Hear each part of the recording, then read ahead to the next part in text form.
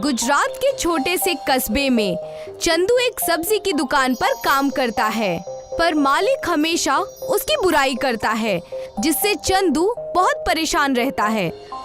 दिन भर पड़ा रहता है, नालायक कहीं का, कुछ काम धंधा तो करता है नहीं, बस मुफ्त की रोटियां तोड़ता है। नहीं मालिक, ऐसी बात नहीं है, मैं तो मन लगाकर मेहनत करता हूँ। अच्छा, जरा मुझे भी तो बता कि क्या मेहनत करता है तू? मालिक, मैं सुबह उठकर सबसे पहले मंडी जाकर ट्रक वाले से सब्जियां लेकर आता हूँ, फिर गोदाम में उन सब्जियों को साफ करता हूँ और अलग अलग करके ठेले पर लगाता हूँ।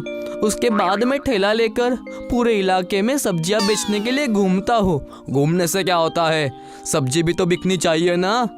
वही काम तो करता हूँ मालिक, अगर सब्जियां नहीं बिकती तो ठेला खाली कैसे हो जाता है। काम दो पैसे का करता नहीं और जुबान चलाने को बोलो तो कैंची से भी तेज जुबान चलती है तुम्हारी। मैंने तो आपको वही बताया जो आपने पूछा।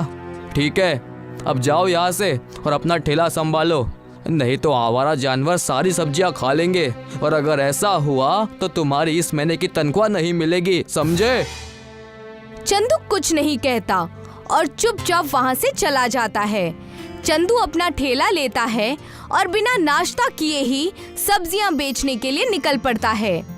सब्जियां ले लो, ताजी ताजी सब्जियां ले लो। ममता और सुनीता दोनों एक एक थैला लेकर चंदू से सब्जियां खरीदने के लिए घर से नीचे उतरती हैं। नमस्ते दीदी, कैसी हैं आप? मैं ठीक हूँ चंदू, तुम कैसे हो? अब क्या बताओ दीदी, मालिक हर बात पर डांटने लगते हैं। मैं तो ईमानदारी से अपना काम करता हूँ, दिन भर की सारी कमाई मालिक को दे देता हूँ, पर मालिक इस बात को समझते नहीं हैं। तभी पीछे से उसका मालिक आ जाता है और वो चंदू की बातें सुन लेता है। अच्छा, तो तू अब लोगों से मेरी बुराई भी करने लगा है। एक तो मैंने तुझ जैसे अनपढ़ गवार को अपने यहाँ काम पर रखा और तू लोगों से मेरी ही चुगलियाँ करता फिर रहा है। नहीं मालिक, मैं आपकी चुगली नहीं कर रहा था।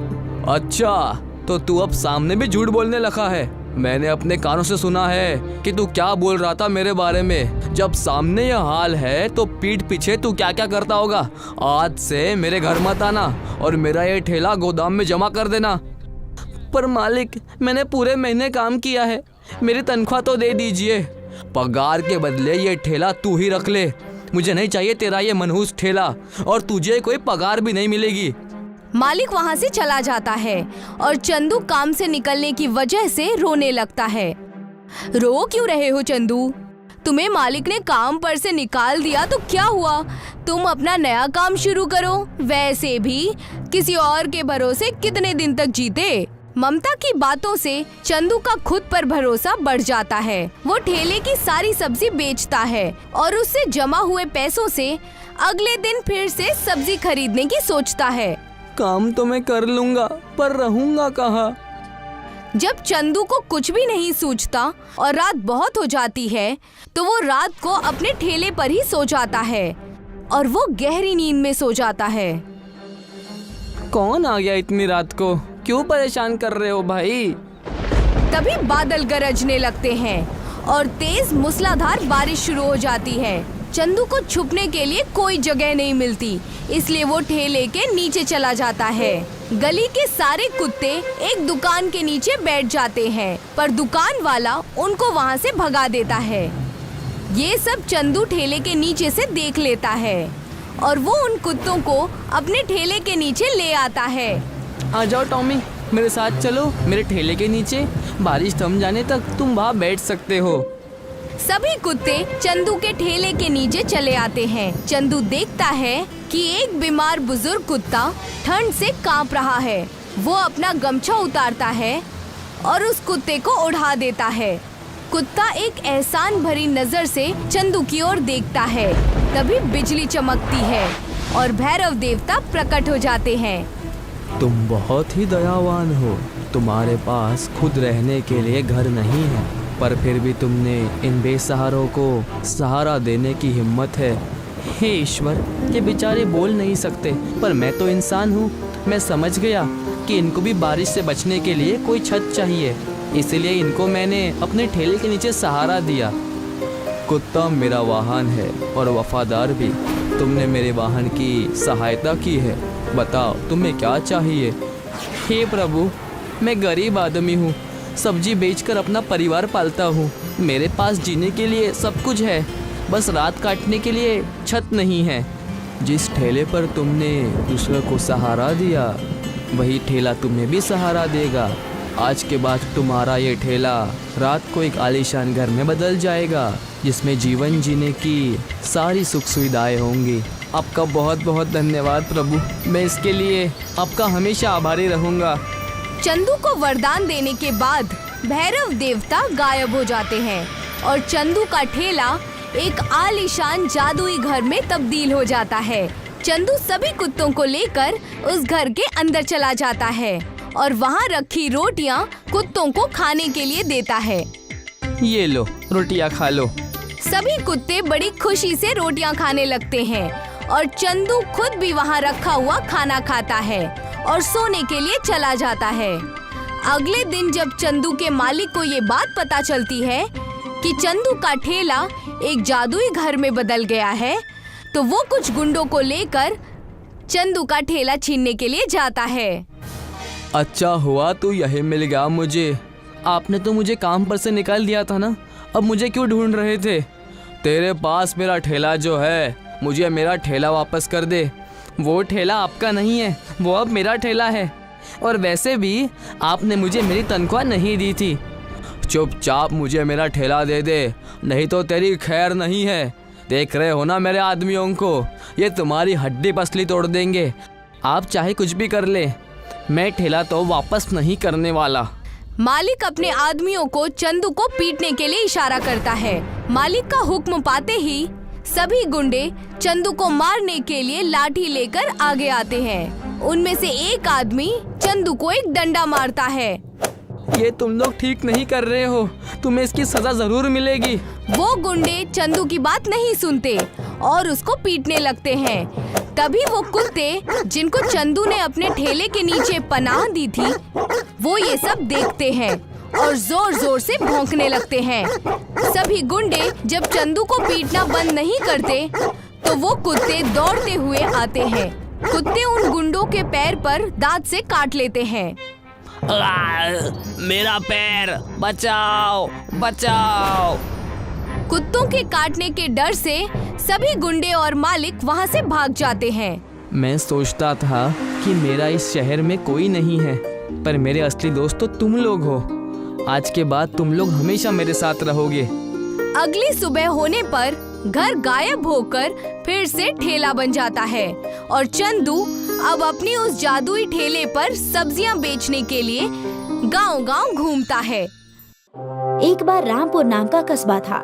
वहाँ पर किशन अपनी बेटी नीता के साथ रहता था। किशन के दोनों पैर खराब हो चुके हैं। उसके पास अपना कोई घर नहीं था। वो एक पेड़ के सहारे से तिरपाल लगाकर उसी के नीचे इस्त्री करते हुए जिंदगी बसर करते थे। एक रोज बहुत तेज बारिश हो जाती है और उनका तिरपाल उड़ जाता है और फिर अम्बुजान, सारे कपड़े गीले हो गए और हमारे ऊपर से जो छत थी वो भी उड़ गई। अब हम क्या करेंगे? बेटी तुम रोवो मत, सब ठीक हो जाएगा, सब्र करो। जिसके नसीब में जितना दुख होता है वो उसे झेलना पड़ता है, और अगर उसके नसीब में खुशियां हैं तो वो भी उसे हासिल होकर ही रहती हैं। अब चुप हो जाओ और ये कपड़े दे आओ और पैसे भी मांग लेना, वरना आज भी भूखा सोना पड़ेगा। नीता गीले कपड़े लेकर जाती है और लोगों के कपड़े उन्हें देती है और पैसे मांगती है, पर कोई उसे पैसे नहीं देता। सब उसे भगा देते हैं। नीता रोते हुए आगे बढ़ती है और सोचती है, किसी ने पैसे नहीं दिए, अब बस माही मैडम के कपड़े रह गए हैं। शायद वो कपड़े लेने के बाद मुझे पैसे दे दे। नीता के पड़ोस में ही एक माही नाम की खातून रहती है। वो रोज उनसे कपड़े इस्त्री करवाती है और वक्त पर पैसे भी नहीं देती। नीता कपड़े लेकर वहाँ पहुँचती है। कपड़े नीता के ऊपर फेंक कर वो कहती है, ले जाओ ये कपड़े और दोबारा धोकर सुखाकर प्रेस कर ले आना। मैडम, अगर कुछ पैसे मिल जाते तो। एक तो सारे कपड़े गीले कर दिए और पैसे भी चाहिए। अरे जाओ यहाँ से, कुछ नहीं मिलने वाला। नीता रोते हुए जंगल में पहुँच जाती है। वहाँ पर एक दरिया के किनारे बैठकर रोने लगती है और कहती है, अब मैं क्या करूं? किसी ने पैसे नहीं दिए, घर में खाने को भी कुछ नहीं है। अब अब्बू जान से मैं क्या कहूंगी? हे ऊपर वाले, अब तू ही मदद कर हमारी। नीता कुछ देर वहीं बैठी रहती है और वहाँ रखे रेत से एक छोटा सा घर बनाकर कहती है, ऊपर वाले ने सच में तो घर दिया नहीं, तो रेत का ही घर बना लेती हूँ। तभी नीता की नजर दरिया के बाहर एक मछली पर पड़ती है। मछली तड़प रही थी। नीता उसे उठाकर वापस दरिया में डाल देती है। तभी एक रोशनी चमकती है और सामने एक परी खड़ी होती है। बेटी, तुमने मेरी मदद कर मुझे बददुआ से आजाद कर दिया। मैं एक परी थी, बददुआ की वजह से मैं मछली बन गई थी। मैं तुम्हें कुछ देना चाहती हूँ। अगर तुम्हें कुछ चाहिए तो तुम मांग सकती हो। बताओ तुम्हें क्या चाहिए? मेरे पास घर नहीं है, मुझे एक घर चाहिए। परी ने नीता को वहाँ रेत का घर बनाते हुए देख लिया था। परी उसी रेत के घर को बड़े जादुई रेत के घर में तब्दील कर देती है और वो घर काफी मजबूत कर देती है और नीता से कहती है, नीता, ये जादुई घर है, इससे तुम जो मांगोगी वो सब तुम्हें मिल जाएगा और ये हवा में उड़ भी सकता है। इसमें रखा सामान भी जादुई हो जाएगा, लेकिन याद रखना, हमेशा दूसरों के लिए मांगना। ऐसा कहकर परी गायब हो जाती है। नीता बड़े से उस जादुई रेत के घर को हुक्म देती है, मुझे उड़ाकर हमारे पुराने घर के पास ले चलो। गांव के सभी लोग उड़ते हुए घर को देखकर हैरान हो जाते हैं। उसके अब्बू हैरान होकर उस घर को देखते ही रह जाते हैं और तभी उसमें से नीता बाहर निकलती है। किशन उसे देखता है और पूछता है, ये इतना बड़ा रेत का घर कहाँ से आया तुम्हारे पास, और ये घर हवा में कैसे उड़ सकता है? नीता उस बड़े से रेत के जादुई घर और उस परी के मुतालिक अपने वालिद को सब बताती है। सारी बातें सुनकर किशन बेइंतहा खुश होता है। उसके बाद दोनों बिना किसी लालच के मेहनत से अपना इस्त्री का काम दोबारा शुरू करते हैं। अब वो दोनों कपड़े लेने किसी के घर नहीं जाते, बल्कि घर को ही उड़ाकर अपने साथ ले जाते हैं। धीरे धीरे दोनों का काम बढ़ जाता है। सभी लोग उनसे ही कपड़े प्रेस करवाते हैं। और एक रोज, अब्बू जान, मैं बेहद खुश हूँ। अब सिर्फ हमारे ही नहीं, दूसरे कस्बे के लोग भी हमसे इस्त्री करवाने आते हैं। बेटा, खुश तो मैं भी बहुत हूँ। हमें इसी तरह बिना गुरूर के काम करना है और दूसरों की मदद भी करनी है। किशन और नीता दोनों अपना इस्त्री का काम कर रहे थे। तभी कोई कस्बे वाला दरवाजे पर आता है और उनसे मदद मांगता है। क्या बात है, हम आपकी कैसे मदद कर सकते हैं? किशन भाई, मेरी बीवी हामिला है, उसका आखिरी माह चल रहा है। उसे लेकर पुल पार करके डॉक्टर के पास जाना है, लेकिन कस्बे वालों ने पुल का रास्ता बंद कर दिया है। अब मैं उसे कैसे ले जाऊं डॉक्टर के यहाँ? वहाँ खड़ी नीता ये सब सुन रही थी और वो कहती है, काका तुम फिक्र मत करो, सब ठीक हो जाएगा। उसके बाद वो तीनों उड़कर पुल के करीब जाते हैं जहाँ वो गाड़ी खड़ी थी। अब नीता उस गाड़ी को जादुई घर से बांध देती है और जादुई रेत का घर उन्हें उड़ाकर अस्पताल ले जाता है। काका, अब तुम जाओ और कस्बा लौटकर खुशखबरी सुनाना। इस बात का इल्म कस्बे में सबको हो जाता है कि कैसे उस जादुई रेत के घर की मदद से नीता और किशन ने कस्बे वालों की मदद की। सभी लोग उन दोनों का बहुत एहतराम करने लगते हैं। एक रोज उसकी मालकिन माही, जो कुछ रोज के लिए कस्बे से बाहर गई थी, जब वो वापस आती है तो उस घर के मुतालिक सुनती है, बस इन दोनों की तारीफ ही सुन रही हूँ, अब तो मेरे कान पक गए हैं। इन दोनों को मजा चखाती हूँ मैं। उसके बाद माही चोरी से उस रेत के बड़े जादुई घर में जाती है और वहाँ रखे कपड़ों को प्रेस से जलाने की कोशिश करती है, लेकिन सब कुछ उल्टा ही हो जाता है। प्रेस उसी को जलाने के पीछे पड़ जाता है। अरे अरे, ये क्या हो रहा है? बचाओ बचाओ, अरे कोई तो बचाओ। इतने में नीता और किशन दोनों आ जाते हैं और प्रेस को रुकने का हुक्म देते हैं। मुझे माफ कर दो, मैंने हमेशा तुम दोनों के साथ गलत किया और आज भी हसद से तुम्हारे सारे कपड़े जलाने आई थी, लेकिन तुम इतनी नेक दिल हो कि तुमने मेरी जान बचा ली। मालकिन, आपको आपकी गलती का एहसास हो गया, यही बहुत है। हमें हमेशा दूसरों की मदद करनी चाहिए, ना कि उन्हें सताना चाहिए। वैसे भी मेरे अब्बू जान कहते हैं, हमारे नसीब की खुशियाँ हमें मिलकर ही रहती है, उसे कोई चुरा नहीं सकता। दोनों बाप बेटी एक दूसरे के गले लगते हैं और इसी तरह बिना किसी लालच के दूसरों की मदद करते हैं और उस रेत के बड़े जादुई घर में रहते हैं। एक बार रामपुर नाम का कस्बा था। वहाँ पर किशन अपनी बेटी नीता के साथ रहता था। किशन के दोनों पैर खराब हो चुके हैं। उसके पास अपना कोई घर नहीं था। वो एक पेड़ के सहारे से तिरपाल लगाकर उसी के नीचे इस्त्री करते हुए जिंदगी बसर करते थे। एक रोज बहुत तेज बारिश हो जाती है और उनका तिरपाल उड़ जाता है और फिर अम्मू जान, सारे कपड़े गीले हो गए और हमारे ऊपर से जो छत थी वो भी उड़ गई। अब हम क्या करेंगे? बेटी, तुम रोवो मत, सब ठीक हो जाएगा, सब्र करो। जिसके नसीब में जितना दुख होता है वो उसे झेलना पड़ता है, और अगर उसके नसीब में खुशियां हैं तो वो भी उसे हासिल होकर ही रहती हैं। अब चुप हो जाओ और ये कपड़े दे आओ और पैसे भी मांग लेना, वरना आज भी भूखा सोना पड़ेगा। नीता गीले कपड़े लेकर जाती है और लोगों के कपड़े उन्हें देती है और पैसे मांगती है, पर कोई उसे पैसे नहीं देता। सब उसे भगा देते हैं। नीता रोते हुए आगे बढ़ती है और सोचती है, किसी ने पैसे नहीं दिए, अब बस माही मैडम के कपड़े रह गए हैं। शायद वो कपड़े लेने के बाद मुझे पैसे दे दे। नीता के पड़ोस में ही एक माही नाम की खातून रहती है। वो रोज उनसे कपड़े इस्त्री करवाती है और वक्त पर पैसे भी नहीं देती। नीता कपड़े लेकर वहाँ पहुँचती है। कपड़े नीता के ऊपर फेंक कर वो कहती है, ले जाओ ये कपड़े और दोबारा धोकर सुखाकर प्रेस कर ले आना। मैडम, अगर कुछ पैसे मिल जाते तो। एक तो सारे कपड़े गीले कर दिए और पैसे भी चाहिए। अरे जाओ यहाँ से, कुछ नहीं मिलने वाला। नीता रोते हुए जंगल में पहुँच जाती है। वहाँ पर एक दरिया के किनारे बैठकर रोने लगती है और कहती है, अब मैं क्या करूँ? किसी ने पैसे नहीं दिए, घर में खाने को भी कुछ नहीं है। अब अब्बू जान से मैं क्या कहूँगी? हे ऊपर वाले, अब तू ही मदद कर हमारी।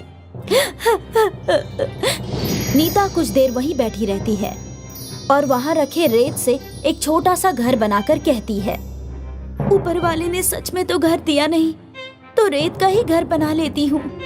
तभी नीता की नजर दरिया के बाहर एक मछली पर पड़ती है। मछली तड़प रही थी। नीता उसे उठाकर वापस दरिया में डाल देती है। तभी एक रोशनी चमकती है और सामने एक परी खड़ी होती है। बेटी, तुमने मेरी मदद कर मुझे बददुआ से आजाद कर दिया। मैं एक परी थी, बददुआ की वजह से मैं मछली बन गई थी। मैं तुम्हें कुछ देना चाहती हूँ। अगर तुम्हें कुछ चाहिए तो तुम मांग सकती हो। बताओ तुम्हें क्या चाहिए? मेरे पास घर नहीं है, मुझे एक घर चाहिए। परी ने नीता को वहाँ रेत का घर बनाते हुए देख लिया था। परी उसी रेत के घर को बड़े जादुई रेत के घर में तब्दील कर देती है और वो घर काफी मजबूत कर देती है और नीता से कहती है, नीता, ये जादुई घर है, इससे तुम जो मांगोगी वो सब तुम्हें मिल जाएगा और ये हवा में उड़ भी सकता है। इसमें रखा सामान भी जादुई हो जाएगा, लेकिन याद रखना, हमेशा दूसरों के लिए मांगना। ऐसा कहकर परी गायब हो जाती है। नीता बड़े से उस जादुई रेत के घर को हुक्म देती है, मुझे उड़ाकर हमारे पुराने घर के पास ले चलो। गांव के सभी लोग उड़ते हुए घर को देखकर हैरान हो जाते हैं। उसके अब्बू हैरान होकर उस घर को देखते ही रह जाते हैं और तभी उसमें से नीता बाहर निकलती है। किशन उसे देखता है और पूछता है, ये इतना बड़ा रेत का घर कहाँ से आया तुम्हारे पास, और ये घर हवा में कैसे उड़ सकता है? नीता उस बड़े से रेत के जादुई घर और उस परी के मुतालिक अपने वालिद को सब बताती है। सारी बातें सुनकर किशन बेइंतहा खुश होता है। उसके बाद दोनों बिना किसी लालच के मेहनत से अपना इस्त्री का काम दोबारा शुरू करते हैं। अब वो दोनों कपड़े लेने किसी के घर नहीं जाते, बल्कि घर को ही उड़ाकर अपने साथ ले जाते हैं। धीरे धीरे दोनों का काम बढ़ जाता है। सभी लोग उनसे ही कपड़े प्रेस करवाते हैं। और एक रोज, अब्बू जान, मैं बेहद खुश हूँ। अब सिर्फ हमारे ही नहीं, दूसरे कस्बे के लोग भी हमसे इस्त्री करवाने आते हैं। बेटा, खुश तो मैं भी बहुत हूँ। हमें इसी तरह बिना गुरूर के काम करना है और दूसरों की मदद भी करनी है। किशन और नीता दोनों अपना इस्त्री का काम कर रहे थे। तभी कोई कस्बे वाला दरवाजे पर आता है और उनसे मदद मांगता है। क्या बात है? हम आपकी कैसे मदद कर सकते हैं? किशन भाई, मेरी बीवी हामिला है, उसका आखिरी माह चल रहा है। उसे लेकर पुल पार करके डॉक्टर के पास जाना है, लेकिन कस्बे वालों ने पुल का रास्ता बंद कर दिया है। अब मैं उसे कैसे ले जाऊं डॉक्टर के यहाँ? वहाँ खड़ी नीता ये सब सुन रही थी और वो कहती है, काका तुम फिक्र मत करो, सब ठीक हो जाएगा। उसके बाद वो तीनों उड़कर पुल के करीब जाते हैं जहाँ वो गाड़ी खड़ी थी। अब नीता उस गाड़ी को जादुई घर से बांध देती है और जादुई रेत का घर उन्हें उड़ाकर अस्पताल ले जाता है। काका अब तुम जाओ और कस्बा लौटकर खुशखबरी सुनाना। इस बात का इल्म कस्बे में सबको हो जाता है कि कैसे उस जादुई रेत के घर की मदद से नीता और किशन ने कस्बे वालों की मदद की। सभी लोग उन दोनों का बहुत एहतराम करने लगते हैं। एक रोज उसकी मालकिन माही, जो कुछ रोज के लिए कस्बे से बाहर गई थी, जब वो वापस आती है तो उस घर के मुतालिक सुनती है, बस इन दोनों की तारीफ ही सुन रही हूँ, अब तो मेरे कान पक गए हैं, इन दोनों को मजा चखाती हूँ मैं। उसके बाद माही चोरी से उस रेत के बड़े जादुई घर में जाती है और वहाँ रखे कपड़ों को प्रेस से जलाने की कोशिश करती है, लेकिन सब कुछ उल्टा ही हो जाता है। प्रेस उसी को जलाने के पीछे पड़ जाता है। अरे अरे ये क्या हो रहा है? बचाओ बचाओ, अरे कोई तो बचाओ। इतने में नीता और किशन दोनों आ जाते हैं और प्रेस को रुकने का हुक्म देते हैं। मुझे माफ कर दो, मैंने हमेशा तुम दोनों के साथ गलत किया और आज भी हसद से तुम्हारे सारे कपड़े जलाने आई थी, लेकिन तुम इतनी नेक दिल हो कि तुमने मेरी जान बचा ली। मालकिन, आपको आपकी गलती का एहसास हो गया, यही बहुत है। हमें हमेशा दूसरों की मदद करनी चाहिए, ना कि उन्हें सताना चाहिए। वैसे भी मेरे अब्बू जान कहते हैं, हमारे नसीब की खुशियाँ हमें मिलकर ही रहती है, उसे कोई चुरा नहीं सकता। दोनों बाप बेटी एक दूसरे के गले लगते हैं और इसी तरह बिना किसी लालच के दूसरों की मदद करते हैं और उस रेत के बड़े जादुई घर में रहते हैं।